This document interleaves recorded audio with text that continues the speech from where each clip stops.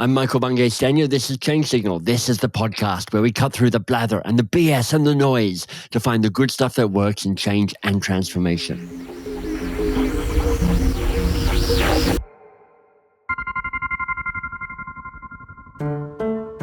Now, you may have heard of Clay Christensen's framework, the innovator's dilemma. I mean, basically, if you've got a successful business model, you don't really have any incentive to innovate and evolve because, hey, it's successful. And slowly, then quickly, poof, you become redundant. I mean, Blockbuster, Kodak, BlackBerry, Nokia, these are the oft-told classics. But the innovator's dilemma isn't just some historical quirk. I mean, it's happening right now, not least because of the rise of AI. And if you're in that particular cage match, you need huge capacities for change. What's the point of Mozilla? I guess the point of Mozilla is make sure that how we communicate with each other, in particular how the internet works, bends things towards better and allows us to bend things towards better instead of bends things towards worse. That's at the core of who Mozilla is a global community of people who don't want the internet controlled just by a handful of very wealthy companies. We still have that same mission, but we're trying to do in the AI era and struggling to do it. That's a part of the change story. Mark Surman is the president of Mozilla. Now, Mozilla is the organization best known on the product side for being behind the Firefox browser, and a little less so perhaps, but on the philosophical side for being a champion of open space and privacy and freedom of speech. And as you've just heard, he's right in the midst of a complicated change journey. Now, lucky for us both, he is a great storyteller and an honest storyteller. So you're going to hear some of the big levers Mark has been pulling, and this is really fundamental in terms of understanding how you make big change happen, and also some of the key lessons he's been learning. So Mark, welcome. Thanks, Michael. Excited to be here. Excited to talk about change and how tricky it is. How tricky it is. You got that. So Mark, my sense just from the documentation your team has sent over, which was 2022 in particular, was a year where you went, we need to evolve and we need to be different and reshape ourselves structurally, but also reshape kind of what battles we're fighting, what work we're doing. And we're now 2025, so you're probably, 3 years into that experience, roughly? Yep. What have you learned from this story, this experience? Well, and I would say it even started a little bit before that, like just before the pandemic, the realization that Mozilla had to reinvent itself to figure out what do our values mean, what does the Mozilla Manifesto mean in the era of AI. We're an organization that was birthed in the web and birthed in an era where standing for a value like privacy meant like never touch data. And now we've been in a world for at least a decade where the way that things get made with computers aren't just about code, they're also about data. You can't make the things like this podcast without data actually being a part of like what the computer does. Right. And so that was a real reckoning for us. And the thing that I'm still pushing and that we're not fully through, maybe we're 5 years into it, saying like, we have to figure out how these values that we stand for around open source and privacy and decentralization and so on make sense in a world that is very different than the world in which we were forged. I do want to jump here just because I think this is worth noticing. So this is the head of the organization, and he has spent 5 years wrestling with this most foundational question. What do our values stand for? What do they mean in this moment? I mean, so often the values piece gets, a cursory nod. It's a box-ticking exercise. But Mark's pointing to what might be required when you're really wrestling with an existential or an extrinsic challenge. The first step of it was to start to call that out. Mm-hmm. The second step was to start really changing who we are. I mean, and calling it out, people weren't listening like internally or externally. I mean, some people listened externally probably first. It's like, oh, good, this is where Mozilla should show up. But internally, there was real resistance and still is some. Right. Because, there's lots of reasons to say, hey, AI, that's a fad. That's, overhyped. It's true.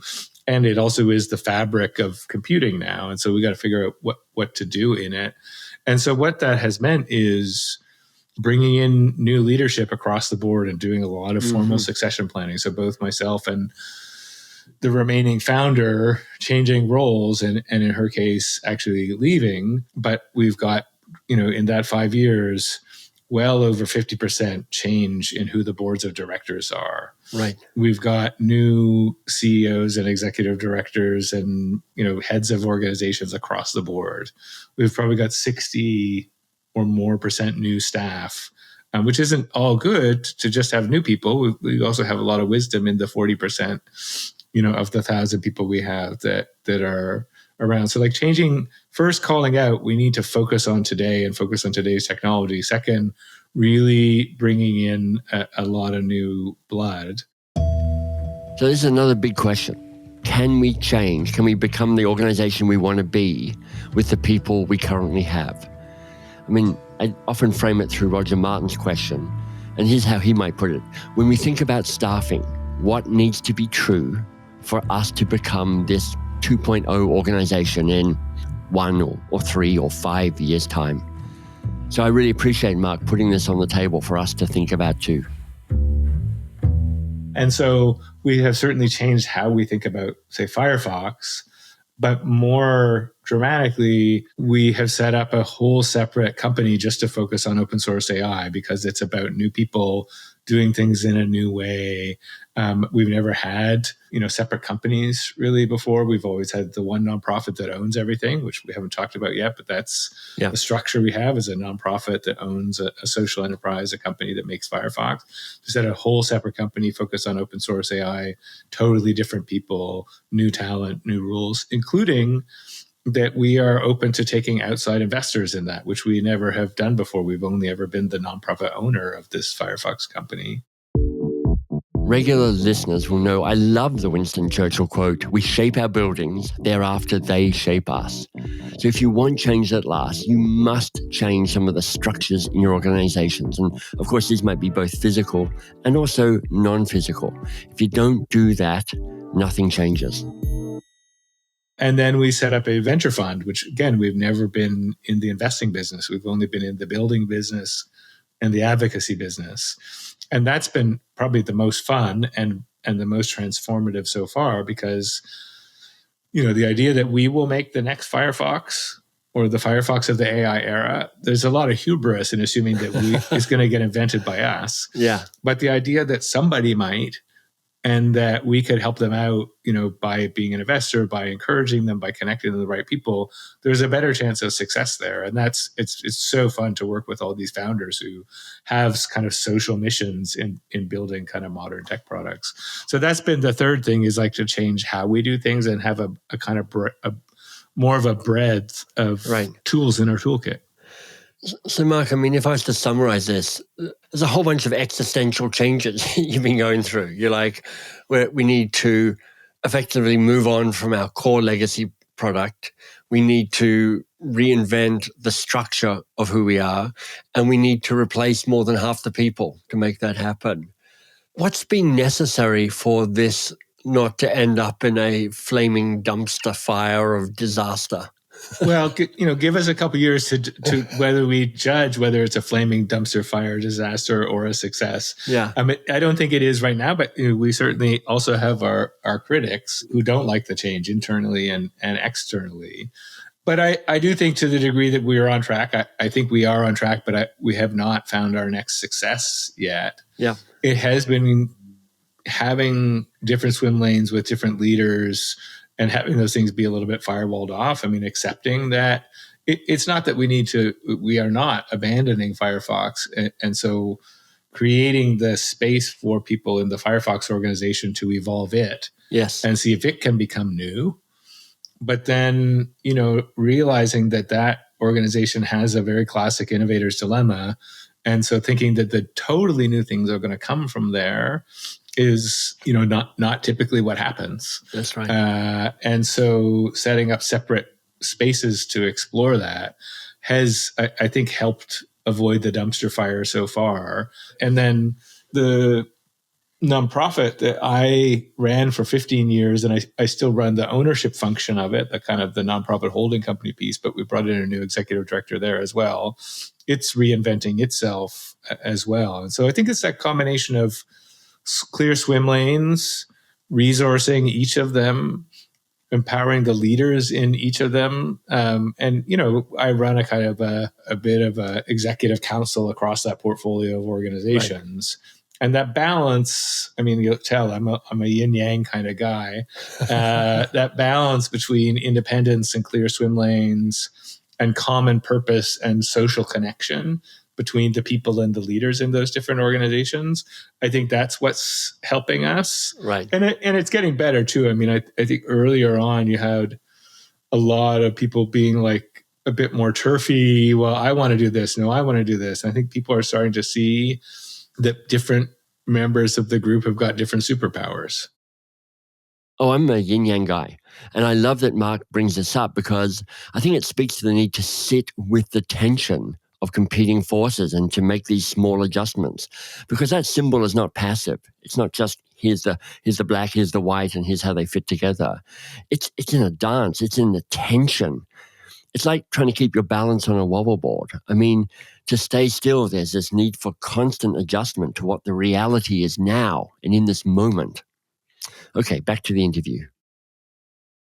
Do you have change teams, or is change just generated by the structure of those different organizations, and you're like, this is how you need to be different? It's been very intentional and good and bad at different points, and different people as the kind of change teams.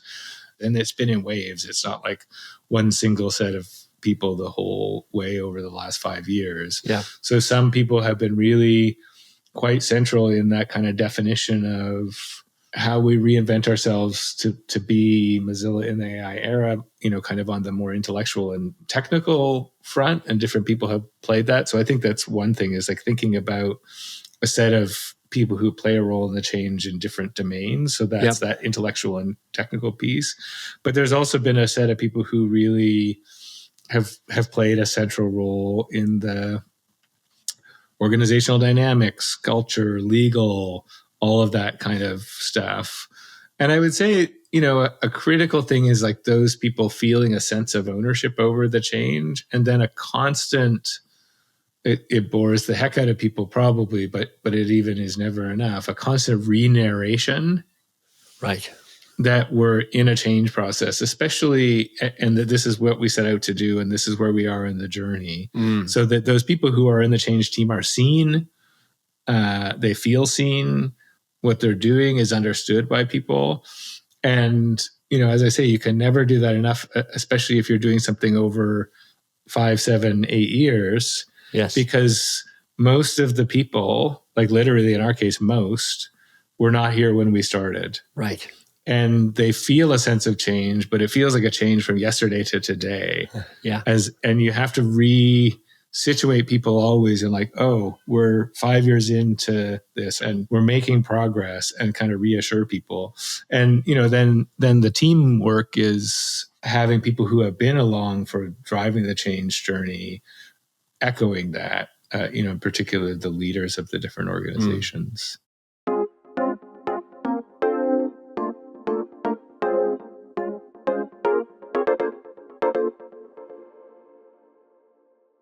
Now, normally here I offer a way of contacting my guests, but in Mark's case, my suggestion is actually to test out the Firefox browser, if you haven't done that already.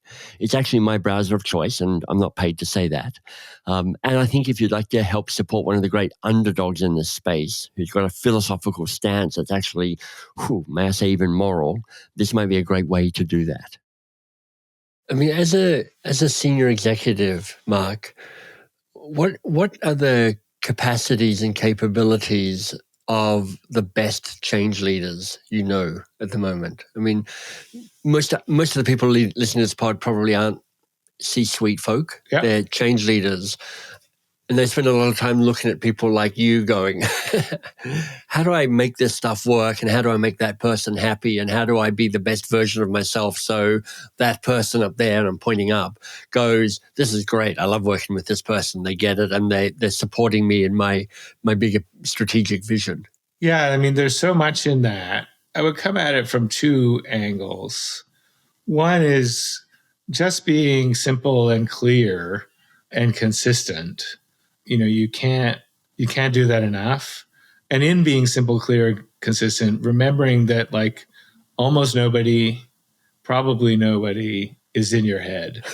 I have to remind myself of this all the time. And I have a person who's quite key to this phase of the change process who I have to remind it to as well. It's like I've played the same scenarios in my head or the same tape or the same analysis 1,000 times. I wake up in the middle of the night doing it. Yep. And then I jump into the middle with 100 other people or 1,000 other people or even just one other person. But I've got so many assumptions. Right. And so being simple and consistent and unpacking your assumptions, like just as an example, one of the things that very specifically we're working through as a kind of strategic point and opportunity right now is the nature of generative AI probably is creating a kind of an interface and a user experience shift for us, like moving to voice or moving to chat as ways to interact with computers that is as big or bigger than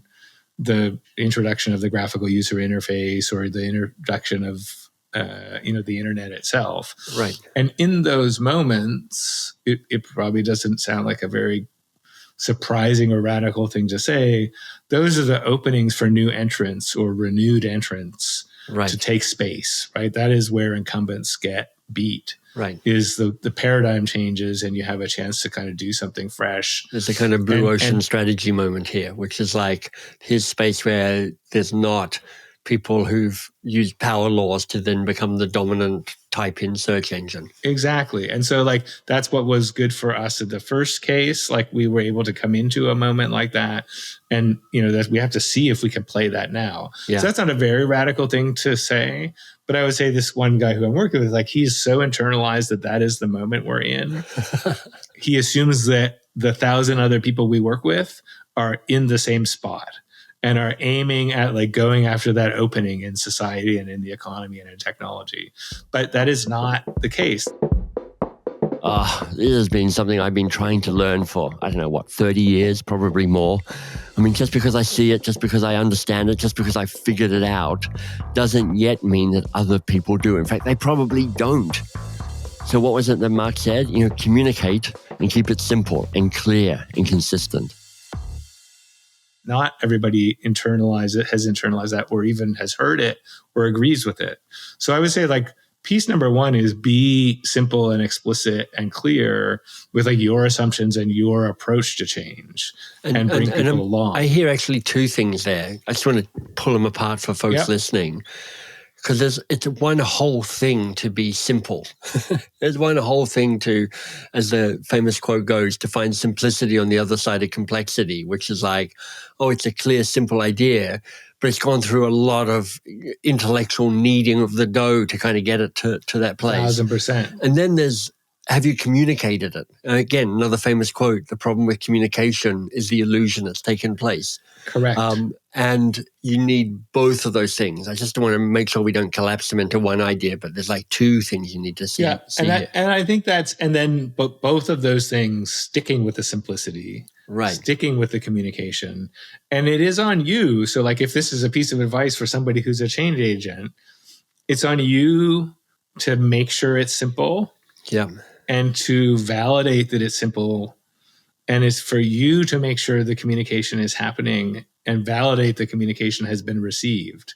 Right. And until you get that feedback loop that both of those things are true, that it's a simple message and that it's been received, and until you get that over and over again, you are not succeeding. Right. Right? It is on you to know and validate that the message is simple enough and that it's being received. Yeah, I love that.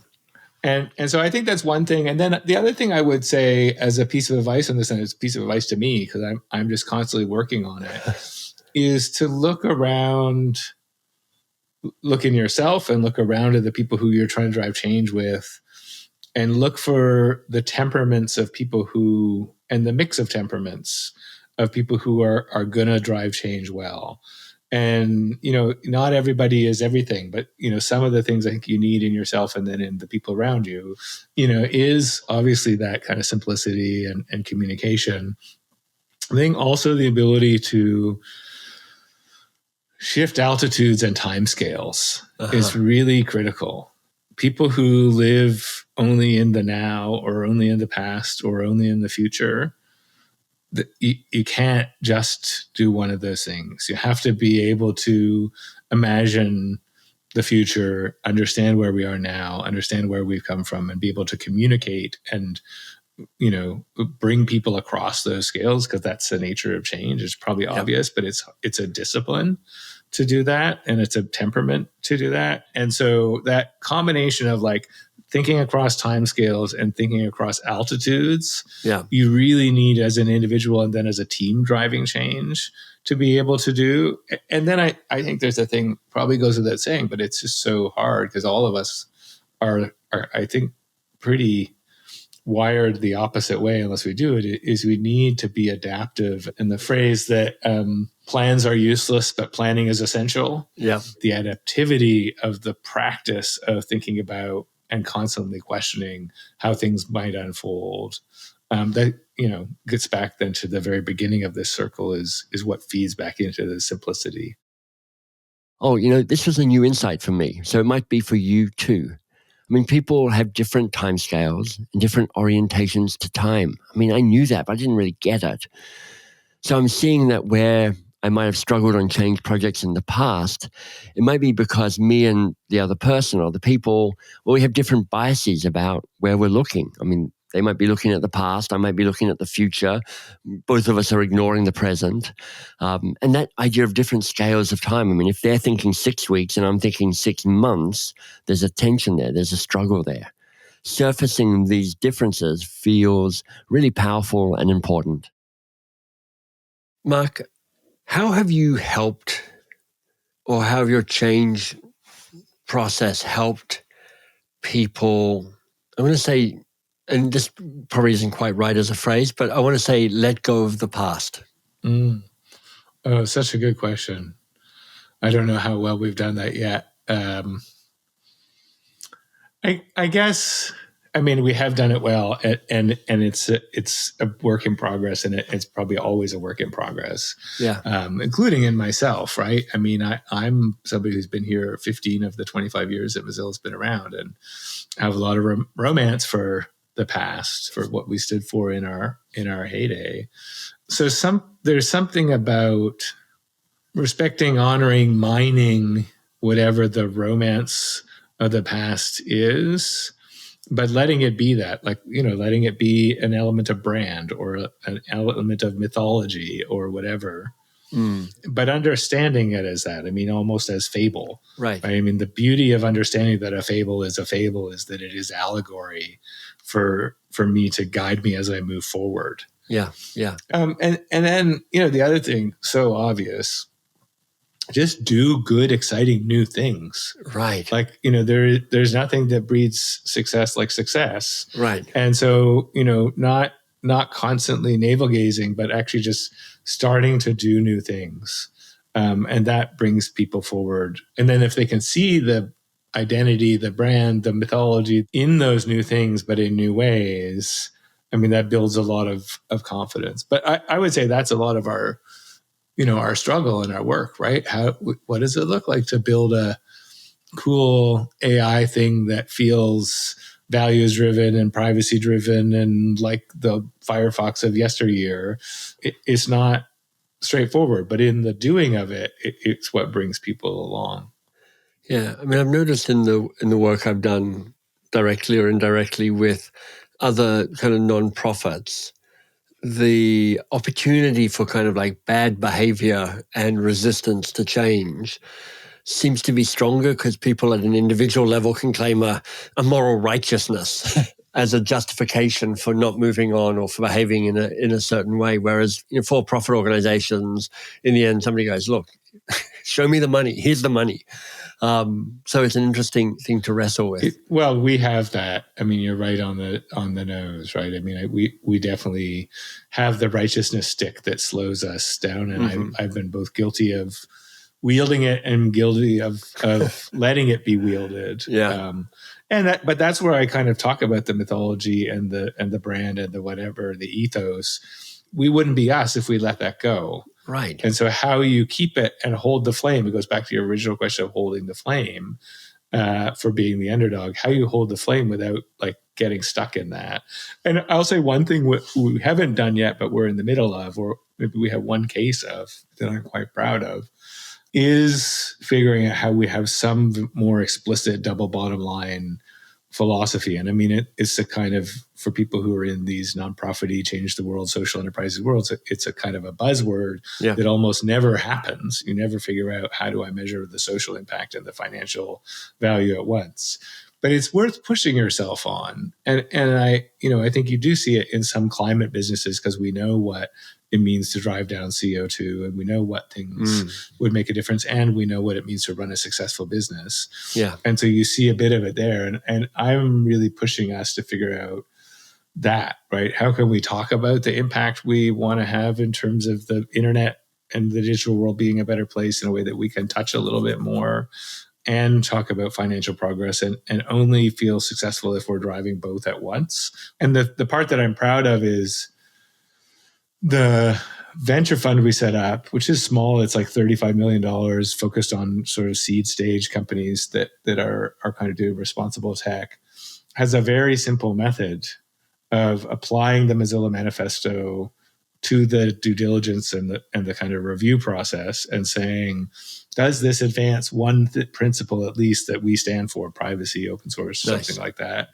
And then the rest of it is just a kind of normal financial analysis of an investment. Yeah. And just having a simple way to look at both in a standard process has helped us, not just navel gaze or have people bring out the stick. Yeah. Mark, what's the hard lesson you keep needing to learn about making change happen in organizations? And maybe there's a story to be told there. So many. I mean, I do think it goes back to something about not just following my own gut and then, frankly, like forcing it down people's throats. I mean, I do think there's a version of change, which especially right now is valorized in a certain part of our political culture, but also our business culture, of like, I know, and I'm just going to make this change, and it's going to hurt, and suck it up. Yes. And learning that doesn't work, even if there might be a kernel of, as the leader, the thing I do know we do need to invent a way for us to be different now. Right. Like, it is mine to hold that and to bring people along in that. And I'm not going to let go of that.